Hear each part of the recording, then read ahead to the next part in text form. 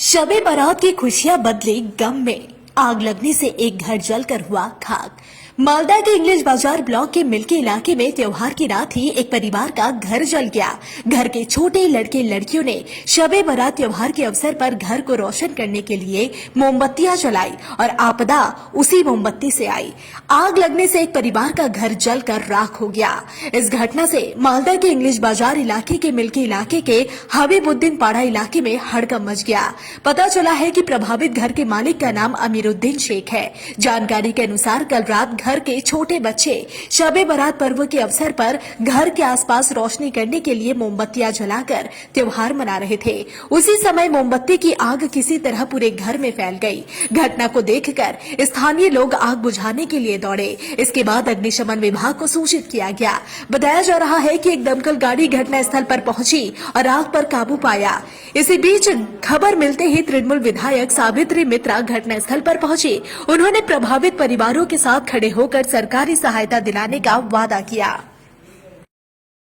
আজকে হঠাৎ করে শুয়ে বেড়াতে দিন মানুষের আজকে খুশির দিন।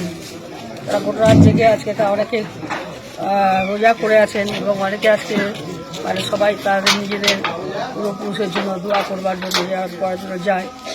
এইসব আনন্দের দিনেও আজকে এমন একটা ঘটনা আমাদের মিল্কিতে ঘটলো। এখানে হঠাৎ করে একটা বাড়িতে আগুন লেগে যায় এবং সেই লোকটা বাড়ির সমস্ত কিছু ক্ষতি হয়ে যায় এবং ভদ্রলোকের নাম হচ্ছে শেখ আমিরুদ্দিন সাহেব।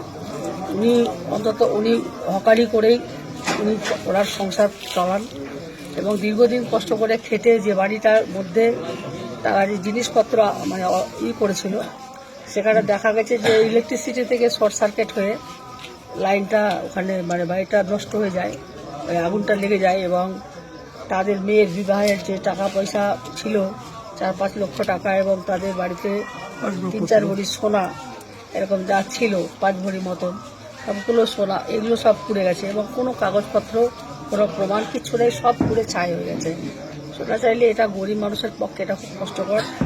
আমরা জেলা সমাহর্তার কাছে ফোন করেছি এবং উনিও আমাদেরকে বলেছেন যে উনি সহযোগিতার হাত বাড়িয়েছেন এবং বিডিও সাহেব ওনারাও আসছেন।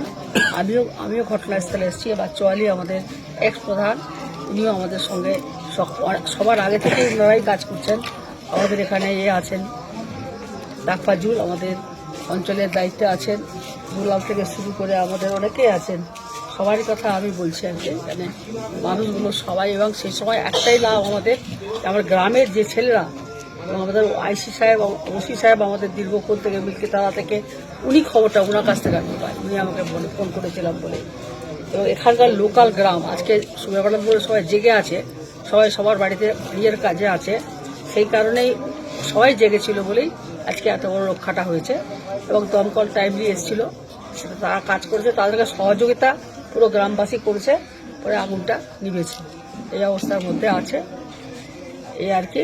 সেই ব্যাপারটা আমরা সমস্ত ওরা রিটিন করে লিখে পাঠাবেন এবং সেই মোতাবেক আমাদের রাজ্য সরকার কী সহযোগিতা করেন সেটাও আমরা দেখছি।